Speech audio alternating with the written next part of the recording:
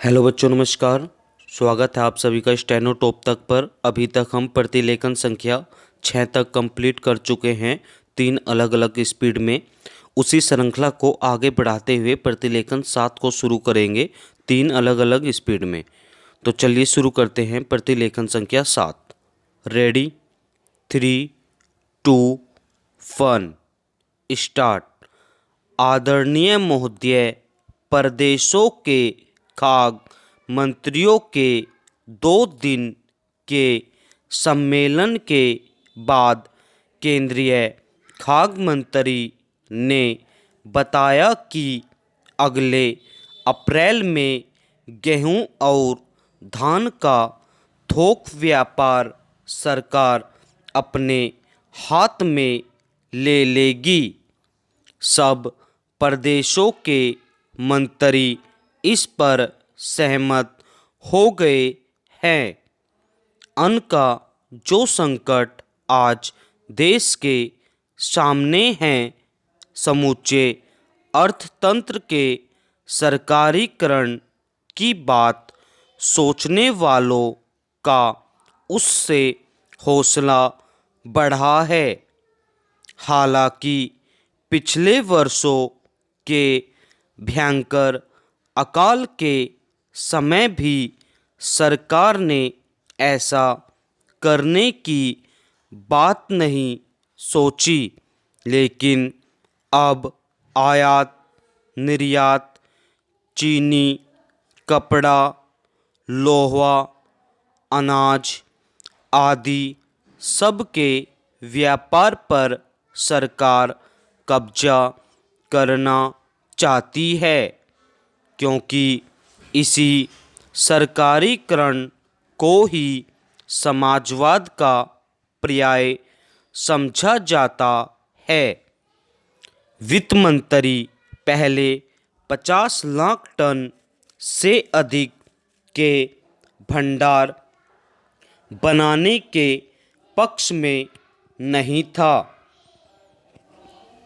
वह इतनी जल्दी 2 करोड़ टन अनाज की खरीद फरोख्त में भी 20 अरब रुपया फंसाने को कैसे तैयार हो गया, और इसके पीछे क्या आर्थिक तर्क है, यह बात आसानी से समझ में आने वाली नहीं।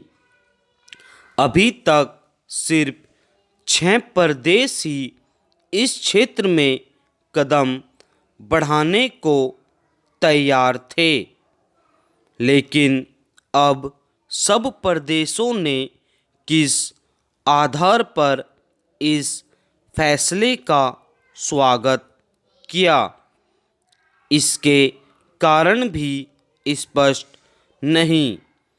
सरकारीकरण या राष्ट्रीयकरण का सर्वत्र विरोध नहीं किया जा सकता, लेकिन कुछ क्षेत्र ऐसे हैं जिनकी देखभाल का दायित्व जनता पर ही छोड़ देना चाहिए।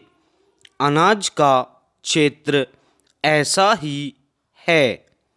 जमाखोरी और मुनाफाखोरी रोकने के लिए सरकार कठोर निरीक्षक की भूमिका यदि निभाए और अभाव की पूर्ति का जिम्मा संभाले, तो समस्या का द्विपक्षीय हल भी निकाला जा सकता है और सरकार बहुत सी परेशानियों तथा आलोचनाओं से भी बच सकती है।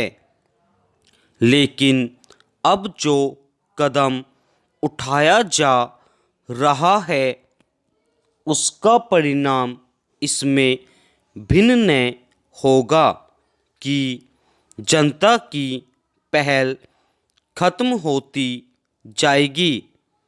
एक के बाद दूसरे क्षेत्र के सरकारीकरण की आवश्यकता महसूस होगी और सरकार तथा जनता की दूरी दिन प्रतिदिन बढ़ती जाएगी।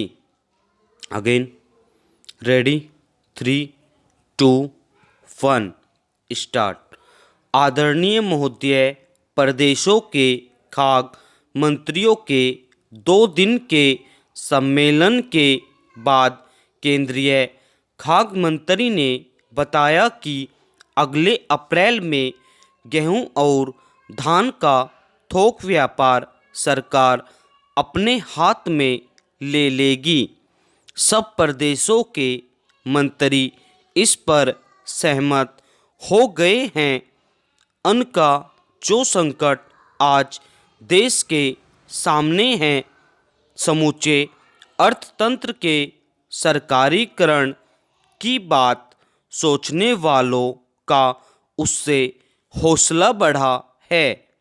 हालांकि पिछले वर्षों के भयंकर अकाल के समय भी सरकार ने ऐसा करने की बात नहीं सोची, लेकिन जब आयात निर्यात, चीनी, कपड़ा, लोहा, अनाज आदि सब के व्यापार पर सरकार कब्जा करना चाहती है, क्योंकि इस सरकारीकरण को ही समाजवाद का पर्याय समझा जाता है। वित्त मंत्रालय पहले 50 लाख टन से अधिक के भंडार बनाने के पक्ष में नहीं था। वह इतनी जल्दी 2 करोड़ टन अनाज की खरीद फरोख्त में 20 अरब रुपया फंसाने को कैसे तैयार हो गया और इसके पीछे क्या आर्थिक तर्क है, यह बात आसानी से समझ में आने वाली नहीं। अभी तक सिर्फ 6 प्रदेश ही इस क्षेत्र में कदम बढ़ाने को तैयार थे, लेकिन अब सब प्रदेशों ने किस आधार पर इस फैसले का स्वागत किया, इसके कारण भी स्पष्ट नहीं।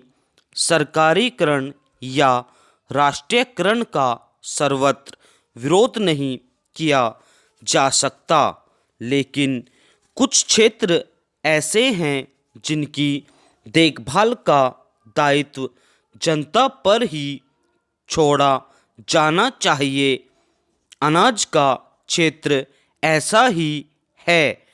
जमाखोरी और मुनाफाखोरी रोकने के लिए सरकार कठोर निरीक्षक की भूमिका यदि निभाए और अभाव की पूर्ति का जिम्मा संभाले, तो समस्या का द्विपक्षीय हल भी निकाला जा सकता है और सरकार बहुत सी परेशानियों तथा आलोचनाओं से भी बच सकती है।